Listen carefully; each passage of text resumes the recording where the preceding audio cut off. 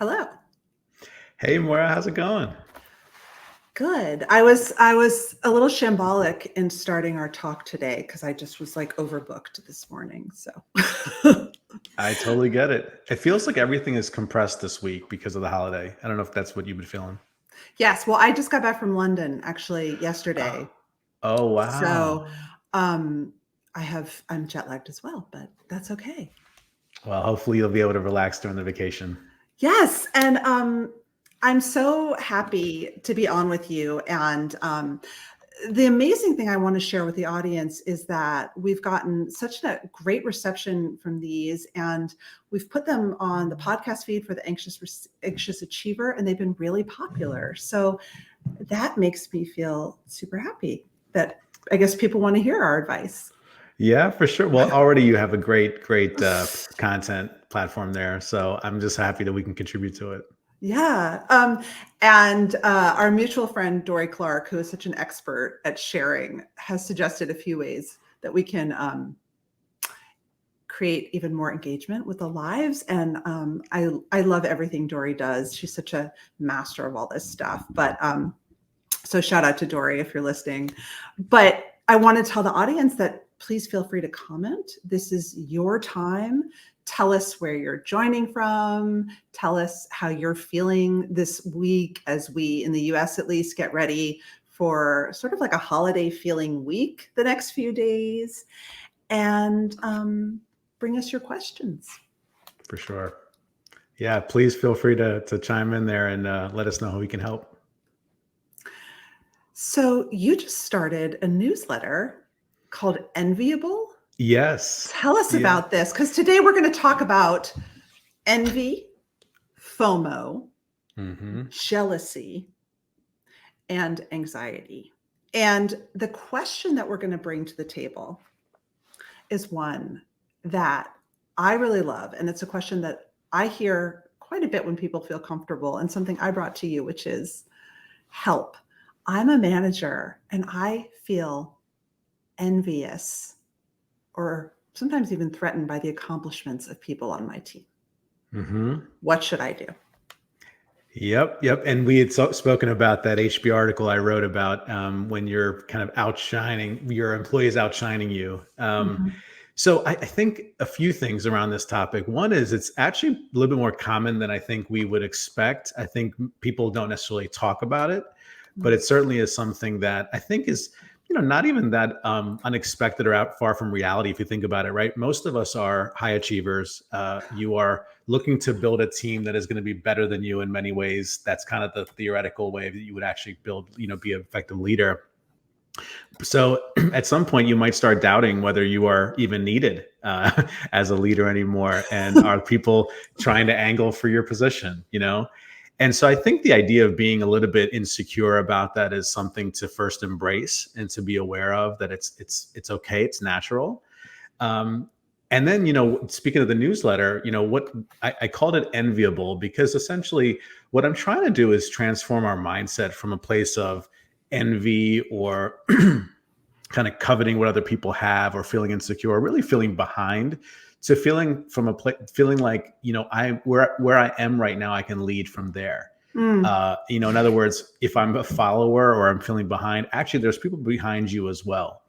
And I think, they're looking at you as an enviable person. They're looking at you as, wow, Maura has this enviable podcast. She has this enviable book. Wow, she's in this enviable position of amazing mastery. And how did she get there? And how does she do all these things? And I think we lose sight of that when we start focusing our energies on what we don't have or what other people are having. And I also believe that, like in my experience, it's not always really about envy in the sense like I want what other people have, because I think I'm pretty smart enough to know that I probably don't want to have their life. I'm pretty happy with most of what I'm doing. It's just that you start being curious about, wow, is their life better, or should I have been making different decisions in the past? But the reality is, if you look inwards and less outwards, you find that it's more of a symptom of insecurity, maybe low self-esteem, maybe just fear about the unknown.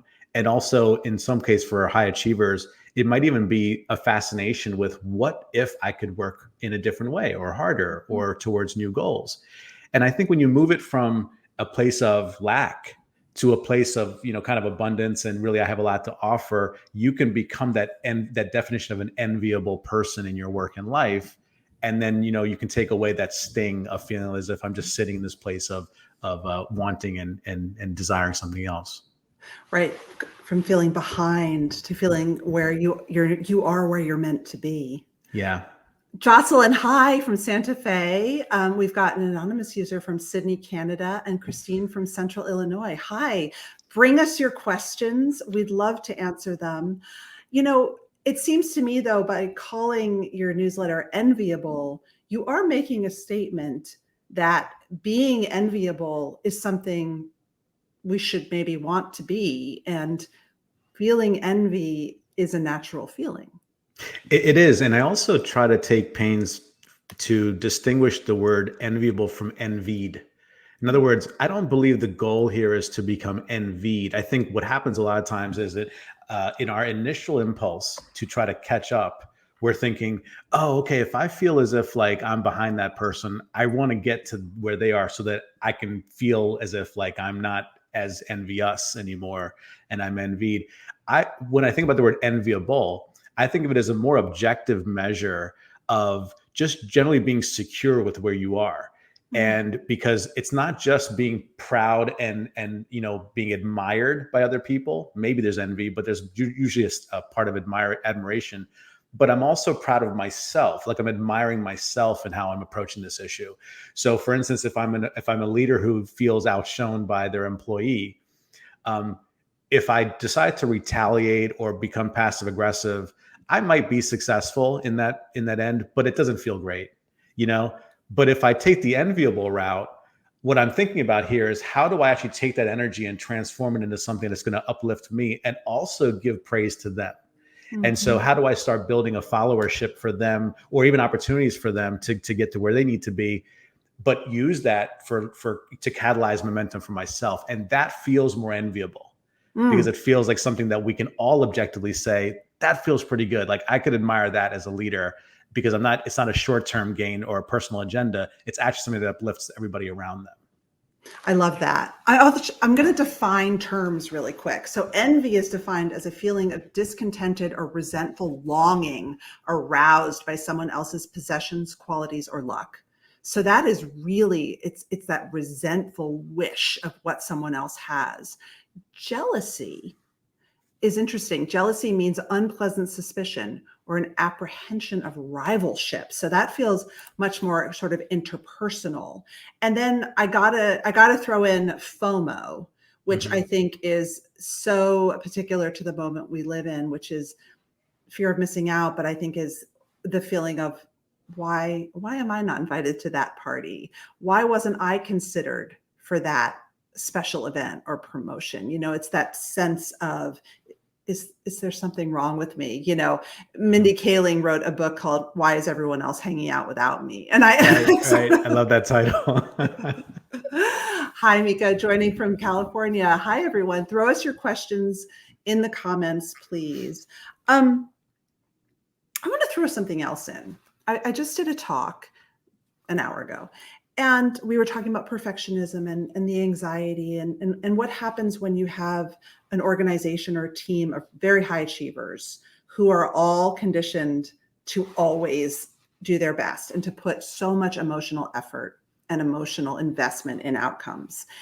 And someone commented and said, what if you don't have the luxury of letting go on the perfectionism or letting up for a second? What if you don't have any resources and you come from a place of scarcity and you feel that sort of driven, almost envy driven 100% all the time is what you have to give? Or maybe you're masking, you're a minority in an organization and you feel like you cannot let up. I thought that was a really, really powerful frame on this sense of me saying, you know what? Everyone isn't always out to get you. You don't have to be perfect all the time. This person was saying, I actually don't think that's true for some people. Interesting. Yeah, it reminds me of, it's a post I literally just put out yesterday about the tyranny of the should. Uh, and it's like this, what I'm hearing is that she believes there's a should behind, I have to do these things. And I was fascinated by doing some research on this. There's a psychoanalyst named Karen Horney who um, uh, came up with this phrase in 1950, like a long time ago. And she talked about, and then people have built on that in terms of, Albert Ellis, who pioneered cognitive behavioral therapy, called it masturbation. uh so must and also shoulding yourself. So these are like colloquial ways that he's talked about it too, and he uses CBT to kind of challenge those thoughts. You and I have done some discussions, and you wrote a great article in HBR about the cognitive traps that we fall into. And really the idea there is to say, but is it really true that I have to be perfect? Have I ever found an opportunity, even like 0.1% example where I was successful without being perfect? If that's true, even to like the smallest part, then it's a false should, basically. It's a false belief, right? And I talked a little bit about how once you're able to cognitively get the sense that that's not always true, can you actually give yourself some compassion and also have some courage to start challenging that a little bit? But, with that particular example of your friend, I would say, if I'm under the tyranny of the should and that perfectionism, is it possible to recognize that that's okay also to feel really like this pressure, and then just gently find examples, experiments, basically, to say, okay, maybe it's not as crazy as I thought. Because a lot of this also is an inward way that we're perceiving the world. Like, I've always very fascinated also about perfectionism, that perfectionism that's outward. Like, if I'm a boss, that I need perfectionism from you, or perfectionism inside me. And a lot of that can really be, kind of unpacked just by really thinking differently and reframing things. Yeah, right. If you have that sort of self-driven perfectionism or other-driven perfectionism, or Yes. even socially driven perfectionism, right? Which Mm-hmm. is where you are literally in an organization where the messages you get are that you must be perfect or you're bad. Yes. See, Yeah. I have kind of a cynical take on all of this, which is that, and especially if you're thinking about the question of what if someone who works for me starts to outshine me and I feel envious of them, which is that envy is built into the culture of striving we all subscribe to. We can't deny it, right? If envy, I'm going to look at the definition again. If envy is truly a feeling of discontented or resentful longing aroused by someone else's possessions, qualities, or luck, to me, that feels like work. Mm-hmm. That Mm-hmm. feels like the organization. And so my question is, do we just need to acknowledge that this is a piece of it? I mean, this is the rat race and we're subscribing to it versus trying to do CBT or like deny those impulses. Right. Well, it's interesting because there's been a lot of work on kind of parsing out envy from benign envy to malicious envy. Mm. And so, and I don't remember exactly the researchers around this, but the work that's out there has talked about how envy, if you look at, at a very colloquial way of saying, I kind of want what they have. Malicious envy would be like, I want them to fail. Benign envy would be like, oh, I want them to succeed, but I want to also succeed. I actually want the best for them, but I want the best for myself as well. And so with benign envy, and really particularly with this newsletter that I'm building, like, I really believe in the idea of um, the power of envy towards learning more about your values and learning more about what matters to you. Like, so for instance, if you can sit there and, you go through LinkedIn and let's say you find something that triggers a feeling of envy in you, um, stepping back and saying, what is that really telling me about what I want? Mhm. Like, maybe it's because I never even knew that was possible. And that person's doing it. I'm like, wow, that's an interesting endeavor. Initially, I might feel like bad, and I might feel like behind, or like, why didn't I get that, or should I have been doing something differently with my life? But in reality, our consciousness is so limited to whatever's in front of us right now. And so to me, this is like new information. With this new information, could I potentially start building on that curiosity and learning more about what is that about? Is that something that might be interested in pursuing? Does that match my values?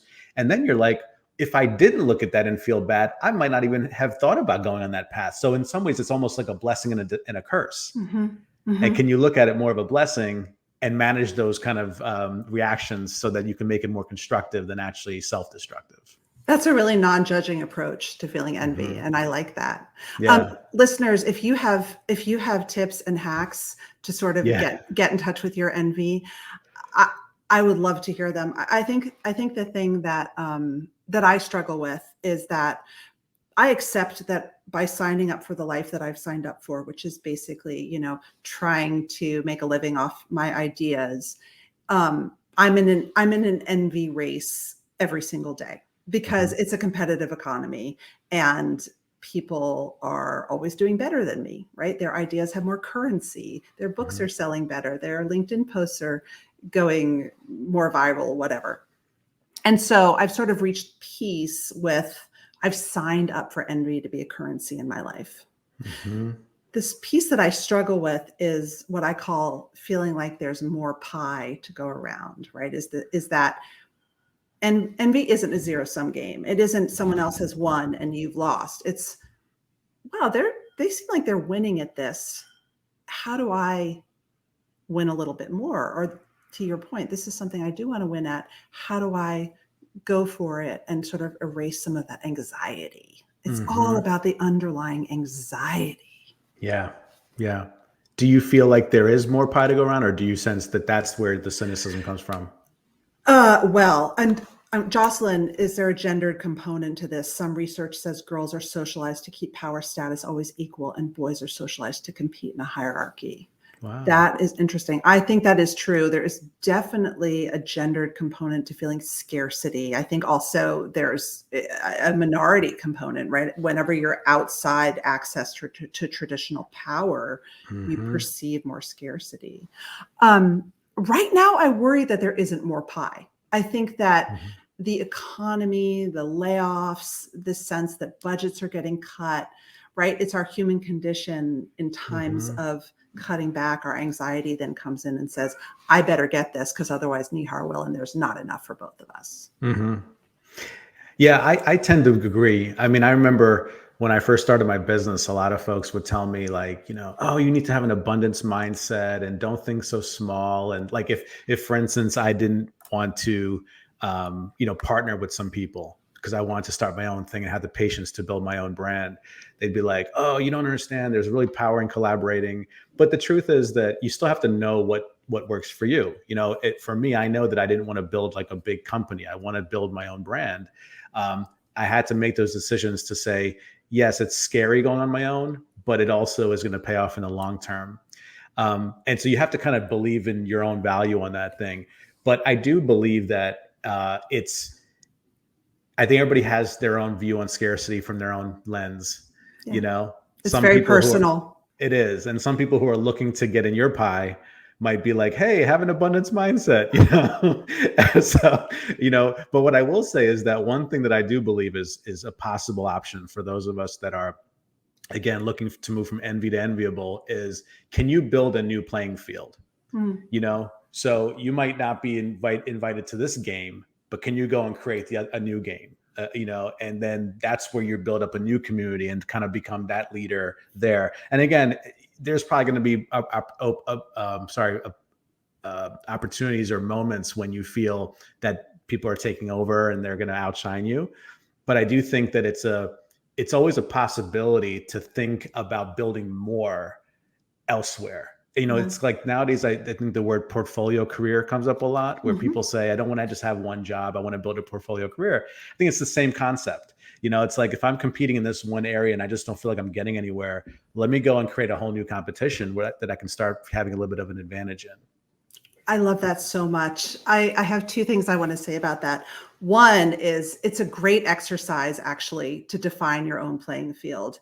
And again, this comes back to your values, right? What do I want to stand for? What are my goals? What is my playing field? And that way you can say, we talked about this last time, when you start to look over your shoulder, nope, I'm not looking over my shoulder. I'm staying focused on my yard lines or whatever sports metaphor. I love that. And I would recommend that everybody sit down and write down their personal mission statement, values, goals, because having that definition to come back to is such an antidote to when the anxiety of envy starts to hit.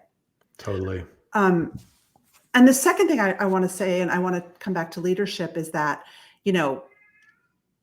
when you feel envy striking as a leader, redefine your playing field.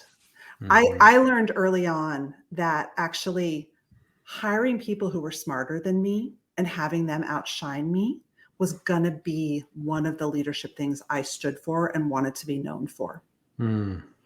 That rather than feeling anxious and upset when someone on my team had a better idea or was smarter or got noticed by someone else in the organization, I wasn't going to feel threatened. I was going to feel like, yeah, that's my person.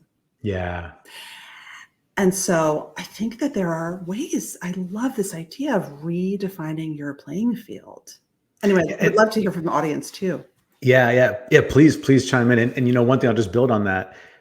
A lot of this depends on also who are we deciding is going to be the evaluator of success. So, when you're leading that person and you're letting them become smarter than you and more successful than you, they would love that.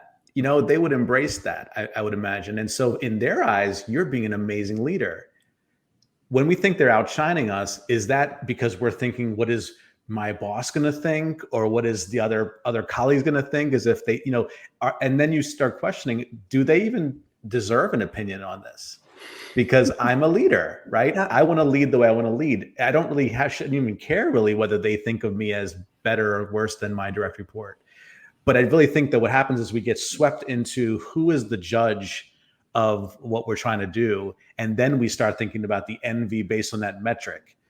Whereas if we think about being enviable or becoming successful or whatever it might be based on those values and based on, like you said, how you want to lead, that actually you're doing something so great that they should be following your example. Right. So it's such an interesting kind of, it's a very, like a chicken before the egg kind of thing. Not clear whether you're doing this as a reaction to what they want or because of what you want. But essentially what we do know, I think, is if we're feeling really at our best, it's usually because we're honoring a value. And if we're feeling really drained, it's because we're stepping on a value. And so I think there's something there around just holding on to what that mission statement or the values that you mentioned are. And that generally gives you a little bit of a path forward. Yeah. How do you help clients define who they do want to be judged by? I mean, we're human, so yeah. we accept that we want to be judged. And I think it's such a maturing process to be able to say, don't give a shit about their opinion, really care about their opinion. Like, how do you evaluate that?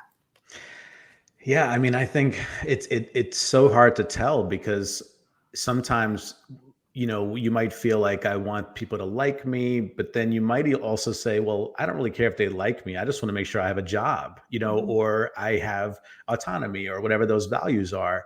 And again, I do think that some people do fall into different degrees of people pleasing, for instance, versus being able to just sit in their kind of confidence that I don't really care if people don't like me, but I'm going to get what I need. So again, I think it goes back to also being very clear on what are the things that motivate and drive you.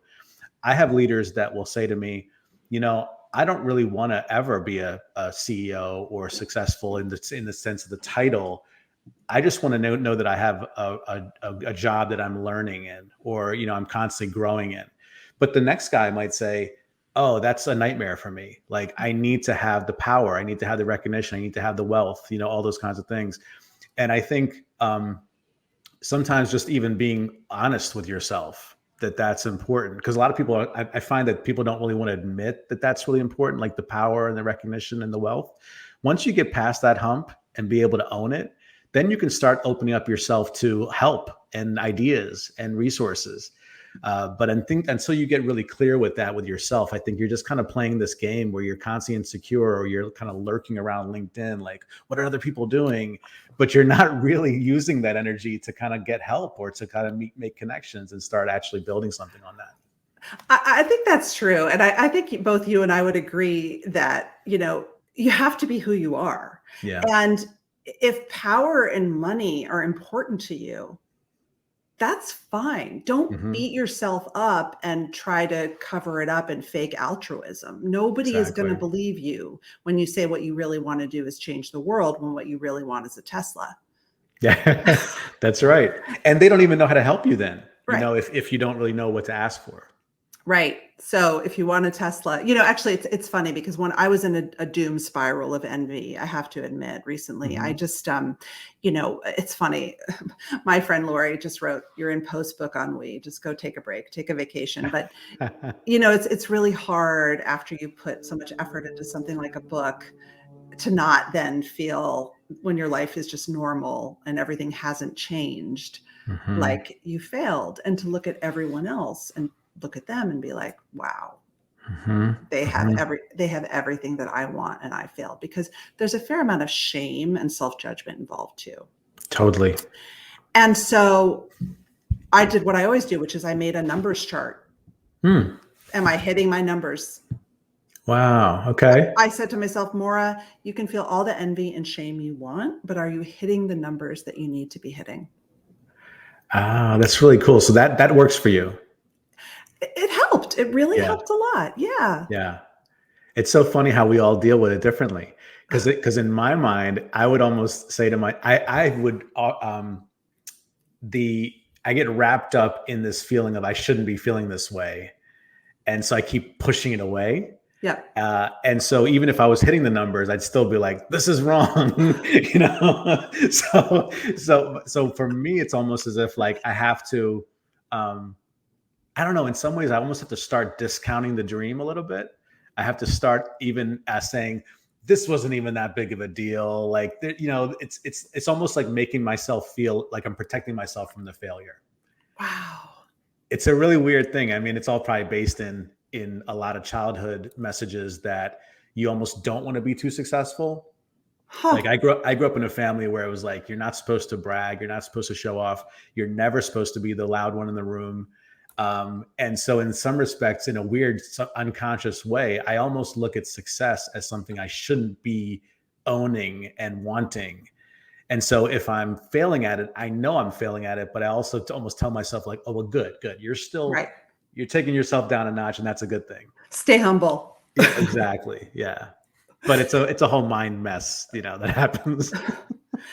I think there's a generational component. And I remember we talked about this, and coming back to the question of, what if I feel envious of someone who works for me? There's an element of social media and performance in here too. I think it's very easy for a lot of people to feel that their colleague is on the speaking circuit, or their colleague is being asked to weigh in as a thought leader. Their colleague has a page on LinkedIn, is a top voice, whatever. And they're not, and that spikes envy. And my question is, again, is this a question of defining your values and saying, is this important to me? Well, then I'll figure out a plan. Like it can feel very, very emotional, and so much, almost sort of like random, what makes us envious. Totally. And I have to also add that when you said social media, God, it's so random, and it's also so ubiquitous, like everywhere. A perfect example is I was actually texting a buddy of mine just this morning, and we were talking about how whether thought leadership and being that kind of, like a branded voice, top voice, whatever those kind of things is the thing you want, or do you want more money? Because those things aren't always correlated. No, I'll tell you what, they aren't. Right. So the thing is, and then you'll run across people who are making so much money, but nobody's heard of them, or maybe they're not really in that kind of circle of the top branded people. And so I don't know what the answer is. All I know is that you constantly feel like you're out of it. You feel like you're behind because of the next thing that showed you that they had this. You're like, is that a club I should be part of? You know what I mean? Is that a level that I need to aspire to? So then I would say the answer for that is a lot of times it's really reducing the triggers. It's really taking a break from all the inputs that are coming in. If you can't manage it, and the thing is, I think I would imagine that you are the same here because we're both very thoughtful people. I think anxiety happens to a lot of people who think a lot and maybe deeply. we're curious people too. And so it's a double-edged sword. You're curious because you want to learn more, but in the process, you learn about a lot of things you don't really want to waste your time with or even hear, No. right? So if I'm not ready to hear the truth, I need to stop kind of asking for that all the time, and just manage that a little bit. I would literally turn off your push notifications. What I did is I took Instagram off my phone this summer. I took Twitter off my phone this summer. Nice. I realized that they were creating a constant anxiety loop for me, and that I would check them expecting to feel FOMO and anxiety and jealousy and envy and all the things. And then I would feel bad about myself, especially at night before I went to bed. And I had this moment with myself of, you're choosing this. You don't have to choose this. And so you have agency. I think that exactly. You have agency to declare what's worth your envy and what just isn't. And that's where I love the exercise of defining your own playing field. Yes. What am I going to choose to really strive for and accept those uncomfortable feelings? Muriel Manion-Wilkins, who hosts one of my favorite podcasts, Coaching Real Leaders, wrote a great newsletter this week about how to handle disappointment.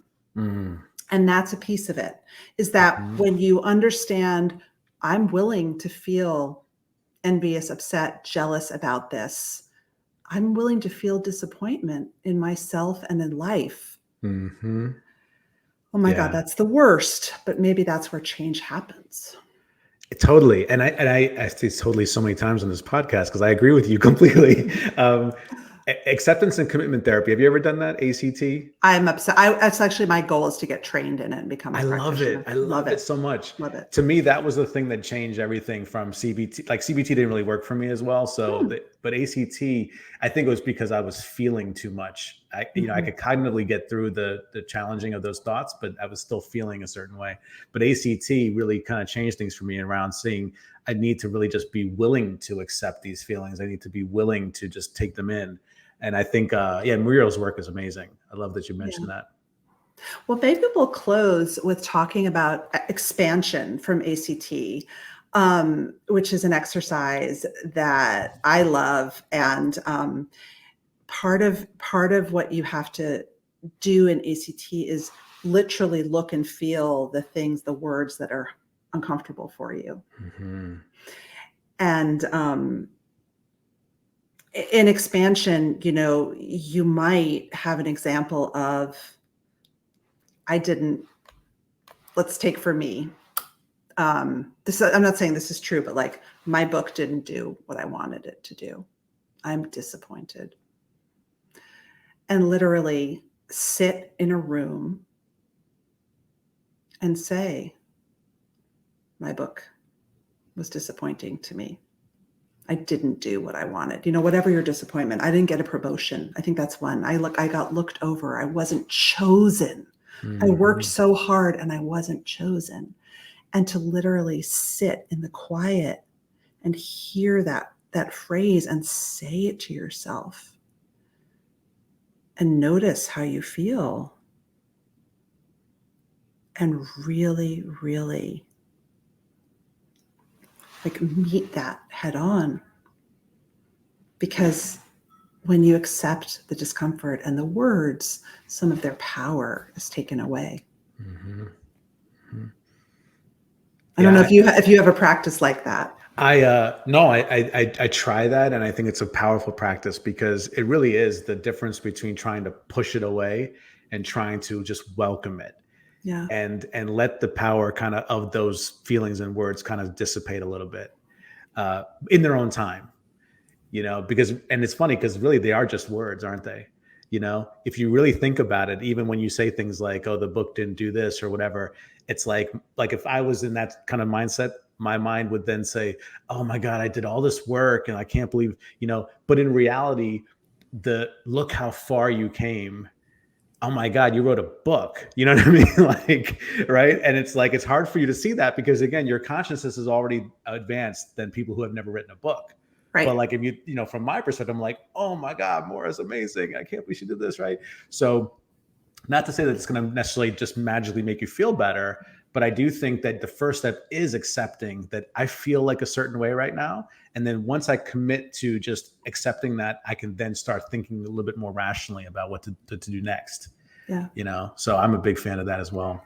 And then the third step is coming back to your values, right? Which is so important, which is, again, my values are this, and here's why they were upset by not getting that promotion.